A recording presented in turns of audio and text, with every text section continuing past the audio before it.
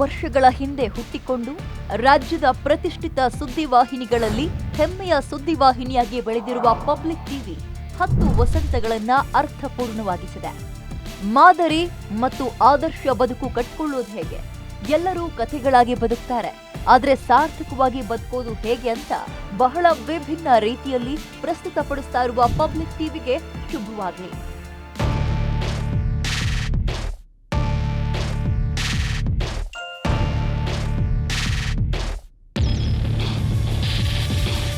ನೇರ ನುಡಿಯ ಹೃದಯ ರಂಗಣ್ಣ ಹಾಗೂ ತಂಡಕ್ಕೆ ಶುಭವಾಗ್ಲಿ ಅಂತ ಪ್ರೇಮ ಕವಿ ಕೆ ಕಲ್ಯಾಣ್ ಹೇಳಿದ್ದಾರೆ.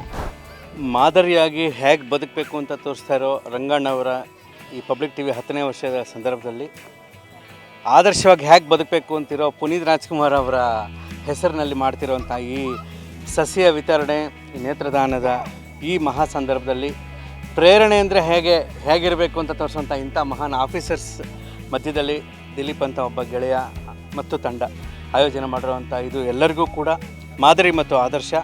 ಪ್ರತಿಯೊಬ್ಬರು ಈ ಪ್ರಕೃತಿ ಜೊತೆ ಬದುಕಬೇಕು, ಪ್ರಕೃತಿ ಜೊತೆ ಇರಬೇಕು, ಪ್ರಕೃತಿಯ ಋಣ ತೀರಿಸೋ ಕೆಲಸ ಮಾಡಬೇಕು ಅನ್ನೋ ಒಂದು ಇದು. ಎಲ್ಲರೂ ಕಥೆಗಳಾಗಿ ಬದುಕ್ತಾರೆ, ಆದರೆ ಸಾರ್ಥಕತೆಯಾಗಿ ಬದುಕೋರು ಬಹಳ ಕಡಿಮೆ. ಅಂಥ ಮಹನೀಯರು ಹೆಚ್ಚೆಚ್ಚು ಹುಟ್ಕೊಳ್ಳಿ ಅಂತ ಪ್ರಾರ್ಥನೆ ಮಾಡ್ತಾ ಮತ್ತೊಮ್ಮೆ ಪಬ್ಲಿಕ್ ಟಿವಿಗೆ ಆಲ್ ದ ಬೆಸ್ಟ್.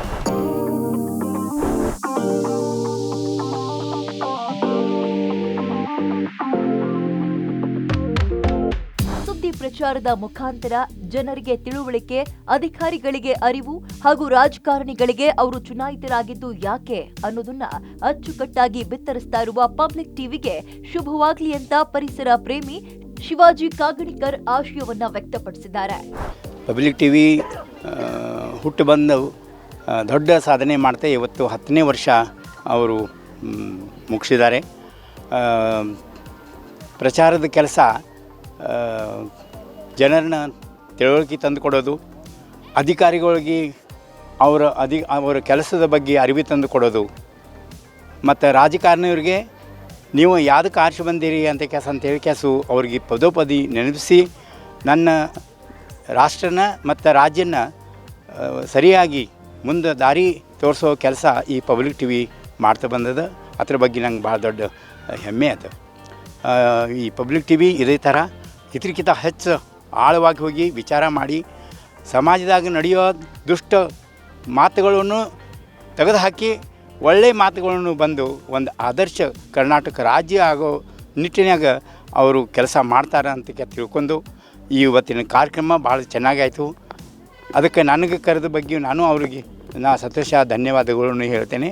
ಮತ್ತು ಅವರು ಮಾಡುತ್ತಿರೋ ಕೆಲಸ ಬಗ್ಗೆ ಹೇಳಲಿಕ್ಕೆ ನನ್ನ ಕಡೆ ಶಬ್ದಗಳನ್ನು ಇಲ್ಲ. ಪರಿಸರ ಜಾಗೃತಿ ಮೂಡಿಸುವ ನಿಟ್ಟಿನಲ್ಲಿ ಸಸಿಗಳ ವಿತರಣೆ ಹಾಗೂ ಚಿತ್ರನಟ ಪುನೀತ್ ರಾಜ್ಕುಮಾರ್ ಸ್ಮರಣಾರ್ಥ ನೇತ್ರದಾನ ಶಿಬಿರವನ್ನ ಏರ್ಪಡಿಸಿ ಪಬ್ಲಿಕ್ ಟಿವಿ ತಂಡದವರು ವಾರ್ಷಿಕೋತ್ಸವವನ್ನ ಅರ್ಥಪೂರ್ಣವಾಗಿ ಆಚರಿಸಿದ್ದಾರೆ. ಪಬ್ಲಿಕ್ ಟಿವಿ ಇನ್ನು ಉತ್ತರೋತ್ತರ ಅಭಿವೃದ್ಧಿಯಾಗಲಿ ಅಂತ ವಾರ್ಷಿಕೋತ್ಸವ ನಿಮಿತ್ತ ಉಚಿತ ಸಸಿ ವಿತರಿಸಿ ಬೆಳಗಾವಿ ಜಿಲ್ಲಾಧಿಕಾರಿ ಮಾತನಾಡಿದರು. ಈ ಒಂದು ಕಾರ್ಯಕ್ರಮ 10ನೇ ವರ್ಷದ ಪಬ್ಲಿಕ್ ಟಿವಿಯ ಕಾರ್ಯಕ್ರಮ ಭಾಳಷ್ಟು ಖುಷಿ ಕೊಟ್ಟಿತು. ಯಾಕಂದರೆ ಇದೊಂದು ಸಮಾಜಮುಖಿ ಕೆಲಸ ಮಾಡ್ತಾ ಇದ್ದಾರೆ. ಇಲ್ಲಿ ಬೆಳಗಾವಿ ಜಿಲ್ಲೆಯಲ್ಲಿ ದಿಲೀಪ್ ಅವರ ನೇತೃತ್ವದಲ್ಲಿ ಬಹಳ ಒಳ್ಳೆಯ ಕಾರ್ಯಕ್ರಮ ಮತ್ತು ಇದರಿಂದ ನೇತ್ರದಾನ ಮಾಡುವುದು, ಉಚಿತವಾಗಿ ಸಸಿಗಳನ್ನು ಹಂಚುವುದು, ಹೆಲ್ತ್ ಚೆಕಪ್ ಮಾಡಿಕೊಳ್ಳೋದು ಎಲ್ಲವೂ ಸಮಾಜಮುಖಿ ಕೆಲಸಗಳು. ಮತ್ತು ಈ ಒಂದು ವಾಹಿನಿ ಹೆಚ್ಚು ಹೆಚ್ಚು ಜನರನ್ನು ತಲುಪಲಿ ಅಂತೇಳಿ ನಾನು ಶುಭಾಶಯಗಳನ್ನು ತಿಳಿಸ್ತೇನೆ. Thank you.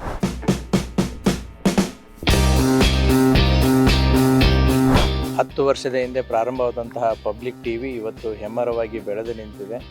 ಸಮಾಜದಲ್ಲಿ ಸಮಾಜಮುಖಿಯಾದಂತಹ ಕೆಲಸವನ್ನು ಪಬ್ಲಿಕ್ ಟಿವಿ ಮಾಡ್ತಾ ಇದೆ. ಜನರ ಕಷ್ಟ ಕಾಲಗಳಲ್ಲಿಯೂ ಕೂಡ ಜನರಿಗೆ ಸ್ಪಂದನೆಯನ್ನು ಮಾಡಿ ತನ್ನ ಸಾರ್ವಜನಿಕ ಸೇವೆಯನ್ನು ಕೂಡ ಅದು ಸಲ್ಲಿಸ್ತಾ ಇದೆ.